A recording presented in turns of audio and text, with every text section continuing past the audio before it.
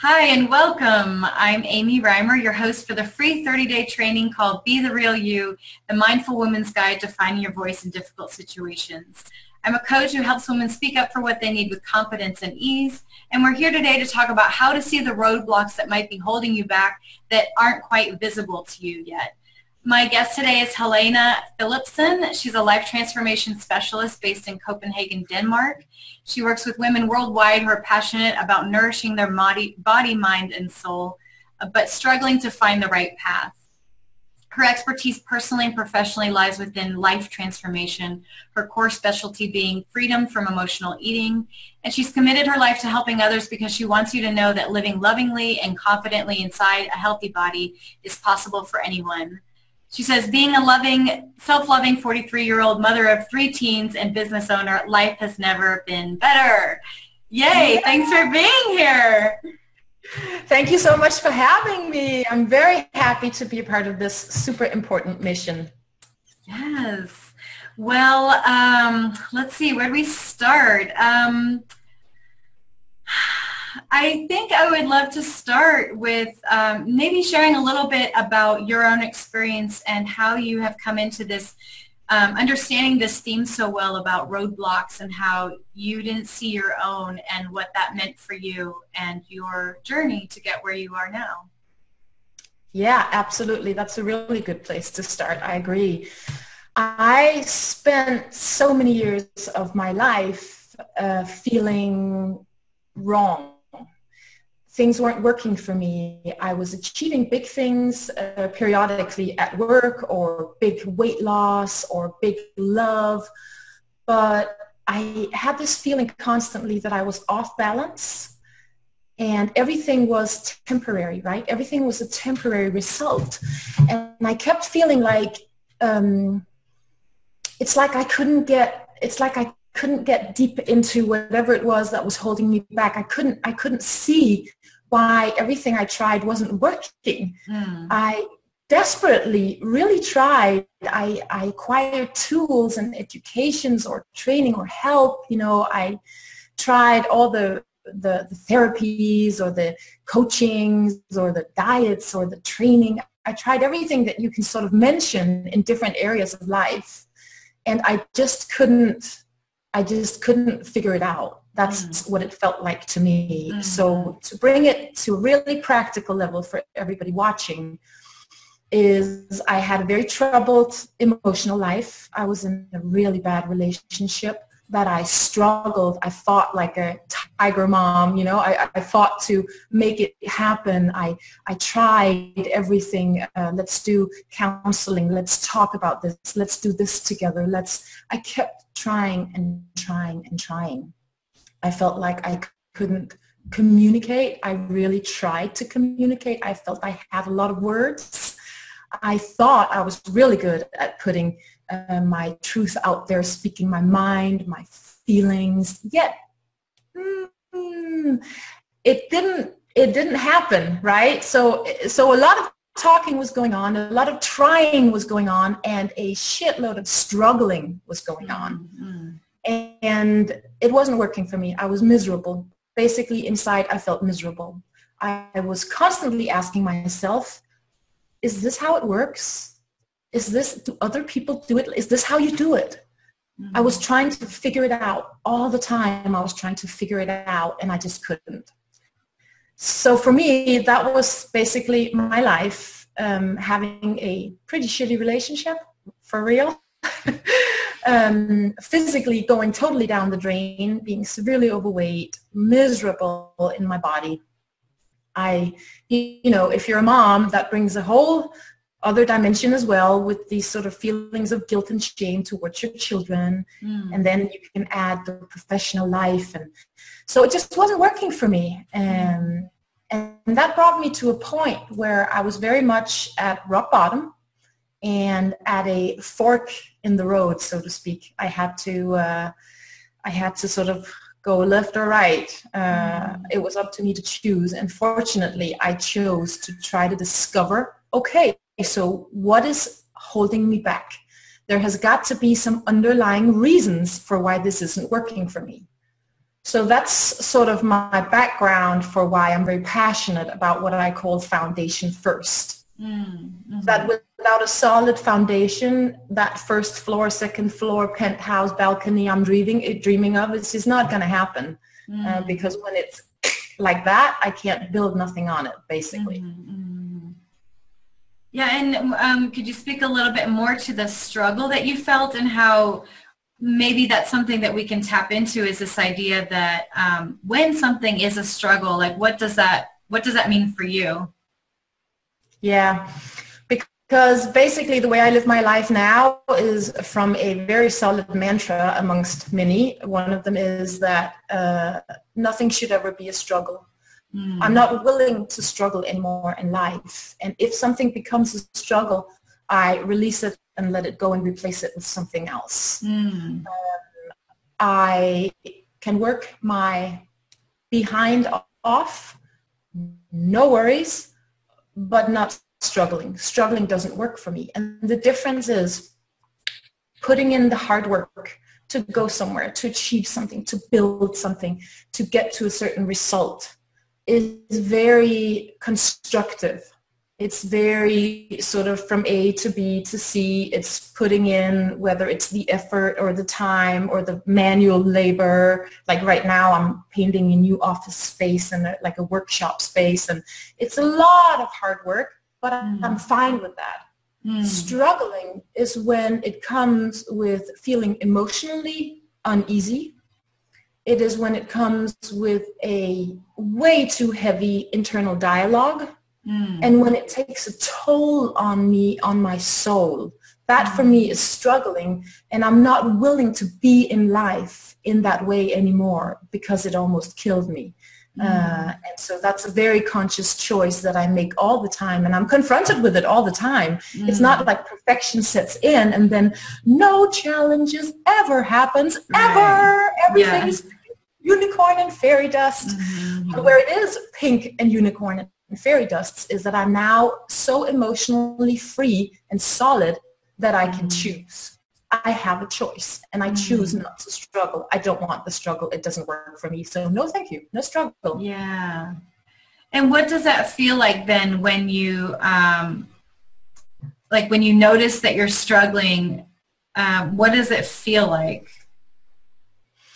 The struggle itself feels like a very heavy burden. It feels like a little touch of anxiety, sadness, worry, and like I said, the internal dialogue. I'm trying to figure it out. What's going and I know it's become a proof for me, and a belief, you could say, that when I go into internal dialoguing, I realize, okay, something is going on right now that isn't working for me. Oh, so I need to get out of my mind. I need to get out of my mind and back into my body. I need to ground myself, get back and like, okay, let me choose something else. And then I choose the freedom. I choose the ease, to live at ease, which sounds so, oh, you just choose to live at ease. Oh, yeah. And I've been, for so many years at a point where that wasn't an option for me. I couldn't choose to live at ease because deep down, I didn't believe that I deserved it. I didn't believe I had a right to live at ease. So they were some of the huge roadblocks stopping me from being able to use all the amazing tools that are actually out there, and a lot of them for free that you can just go grab, right? Like in a series like this awesome interview series, there's so many amazing tools and advice and stuff that we can grab. Yeah. But if we're not at a place where we can actually put it to use, Right. Yeah. Well, I love that you mentioned that because since a big theme in your work is around spotting the roadblocks and really understanding like what's not visible that you need to make visible, how does somebody go about getting to that place, like starting at that foundation? Like what would somebody do? There are many ways, I believe, to start becoming aware of spotting roadblocks, and for me, it lies in observing myself. Putting a little bit of time and energy into observing what I say, how I think, and what I do, right? So for instance, if we pick communication as a way to look at, do I have any roadblocks? Then we could ask ourselves, okay, so am I very focused when I speak on other people? Is it you? Mm-hmm. That's a sign. Do I communicate my needs and my boundaries? If I don't, that's a sign. Am I capable of saying no? Is it okay for me to say no? If I feel really shitty about saying no, that's definitely the sign of a major roadblock, right? Am I expecting others to meet my needs or understand my needs without verbally communicating them first? Some people might call that mind reading or whatever, but I like to bring it down to like really practical. If I'm super ill, laying on the sofa, do I expect my husband to stay at home and take care of me even though I haven't asked him? That sort of, am I verbalizing my need, or am I expecting others to just deliver? So even when it comes to just our communication, there's a long list of signs that we can look at to become aware. Okay, if I spot these patterns in the way I communicate in my relations, then I might have a roadblock. Yeah. And I could take that directly into saying, okay, so what might that roadblock be? And I do that because in my personal and professional experience with a lot of clients and a lot of work, is that one of the main roadblocks that a lot of us carry is fear, right? And it is fear based on shame. And shame is a dirty little bugger, isn't it? It's one of the nasty little things that can really, really mess us up because it lies so deep within, and it's the root cause of so much.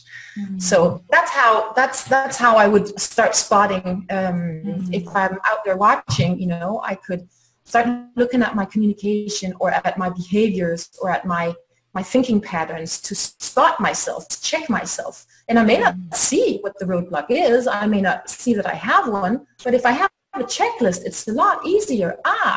Okay, I do that. I do that. I talk like that, or, I act like that. I do that. I always take responsibility for other people's problems.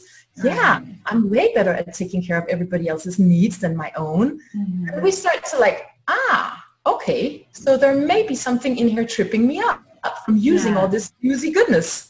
Right. So the roadblock is really the thing that you're not sure, like something's not going right. And so you're just reflecting on what is it that I am doing. And when maybe I'm not getting what I need, what am I doing when I'm not getting what I need, so that I can perhaps make those roadblocks a little bit more visible in the process. Well, obviously we can't change what we can't see. I mean, I think we know that, right? Yeah. We can't change what we cannot see. So putting a spotlight on whatever it is that is tripping us up, holding us back, being a roadblock that stops us from living that life of ease that we so desire, that we so want, that we so need, is well worth the investment, right? I mean, that is like key to unlocking and then opening a path that can take us there. So Well, I'm just curious to know if you would ever recommend for somebody to talk to others about their roadblocks. Like, is there ever a time when you would have somebody kind of go to somebody who they trust and say, I've been noticing this thing about me and I'm not sure if it's true. Like, is this what you've experienced of me? Like, I don't know. Yeah, I mean, I think it depends where you are, and of course it's super difficult to give that advice, so to speak, because I think in our communication with other people, it is almost always a good thing to share and to reach out, and sometimes it may not be asking for the opinion or the advice of somebody else. It may simply be verbalizing it for ourselves. It could be reaching out to a safe space, a safe person, and say, I would like to share this with you. I'm not sure I'm interested in any further dialogue on the subject, but I need to say it out loud. And I think that's a really good first step. And if we're then interested in a reaction, brilliant, very courageous, super courageous.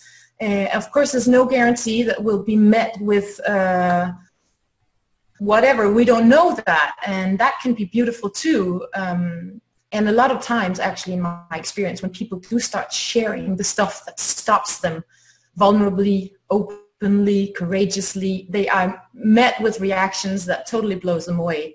They're either met with, yeah, I felt that too. Oh my God, I'm so happy you say it. Or, yes, I've noticed that. And it's so wonderful that you say it. Actually, it's troubled me in sometimes when we've been talking or whatever. So I think it often opens up, but obviously there's no guarantee for that. But saying it out loud, super good. Yeah, it can really open up space for others to not only give you feedback, but also share what they're feeling as well. That helps in a relationship. And I think especially with roadblocks, because I find it really surprising that even with my boyfriend, so much of the time, he'll mention something and I'm like, really? You know, he'll say something like, this was my experience with it when you did such and such. And it's just so surprising sometimes. So I think that's what's so fascinating about roadblocks is that they can be so hidden. Like you said, you don't know what you don't know. And sometimes the people around us can support us in kind of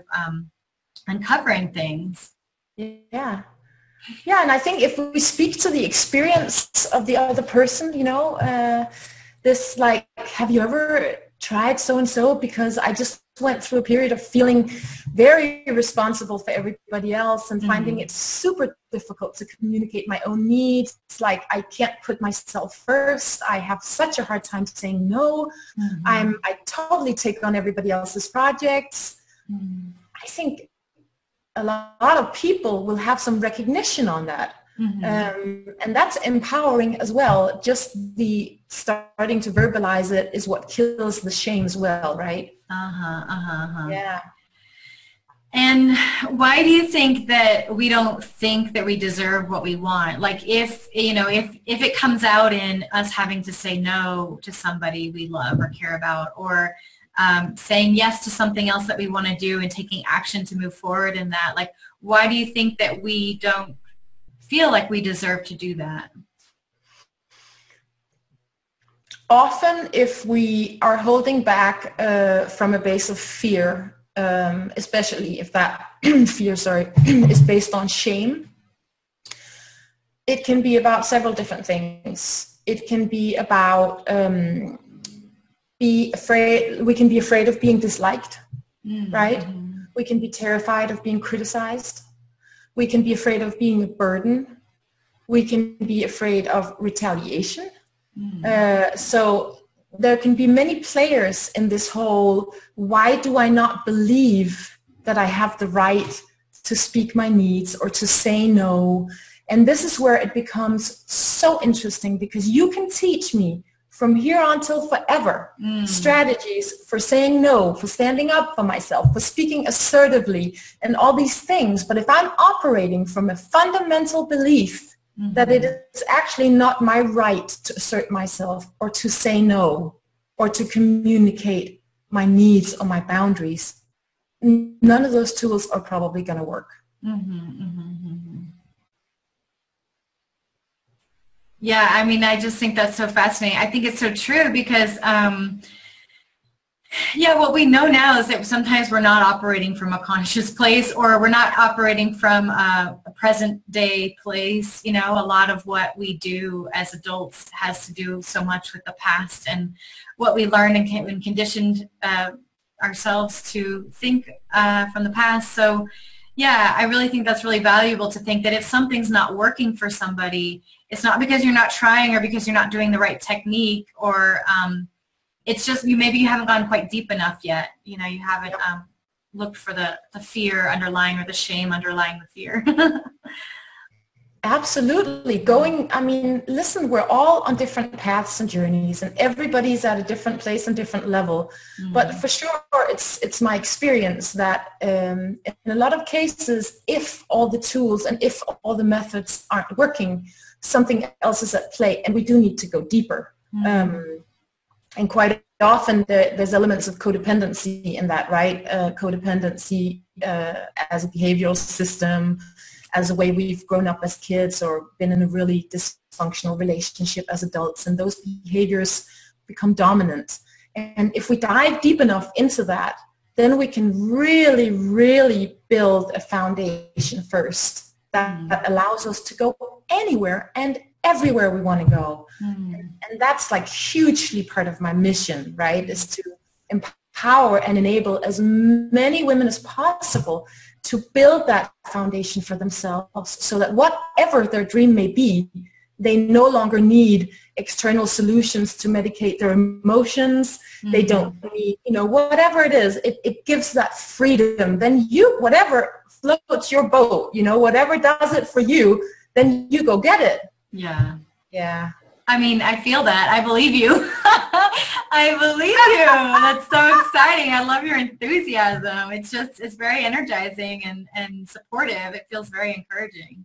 Well, it's my absolute life mission. I mean, it's my huge passion to help women to reconnect to themselves on a level where tools to cope with life is no longer necessary. Yeah. It's what I'm all about. It's really the fire burning in my soul. Yeah.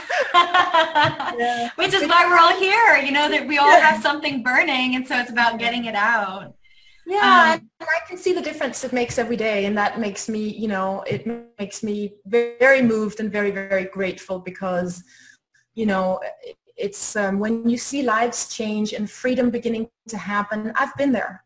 I've been in that place where I was trapped in a very, very, like I said before, very overweight body, a severely abusive marriage, miserable to my core. So I know exactly what it feels like to live in what feels like a prison, an emotional prison. And my coping mechanism was just food as an escape. Food was my solution. It was never my problem.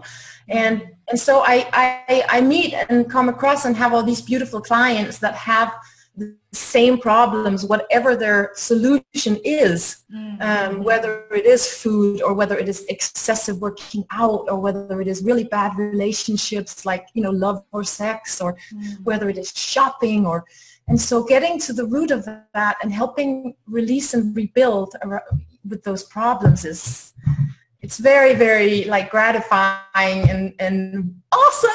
Yeah.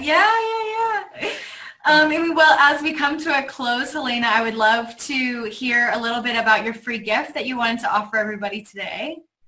Yes. Well, funnily enough, my free gift is about roadblocks. Awesome. Yeah, it's a little easy to do today startup exercise that has a couple of examples of things you can become aware of in your own life. So you can literally look down the list. Okay, do I do this? Do I say this? And then it has a little journaling part of it where you can start writing some important things for yourself. And that should get, people set on the path if they are willing and wanting to begin looking into that. And then, of course, there's many more resources on my web and all that stuff. But I think it's a really good place to start. And I call it self-love foundation first, because, discovering the roadblocks is so important. So yes. That's the thing that I have for you today. Yay, and everybody can get it. All you have to do is click right here on the page. There's going to be a link right here. So click and you'll get sent to the page where you can get that free gift. And is there anything else you would like to share before we head off today?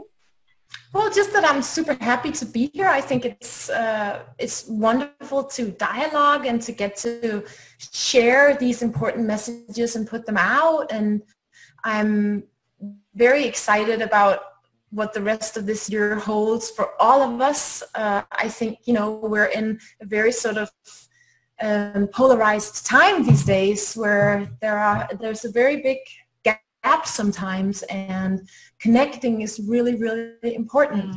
It's I think, spreading the love and acting for love and sharing the love is the best way to go right now. So I'm very happy to be part of that. Yeah, me too. I'm so grateful to have had you here, and to, speaking of connection, to have connected with you, because I definitely agree that that's just such a big part of our happiness. And so thank you for being here.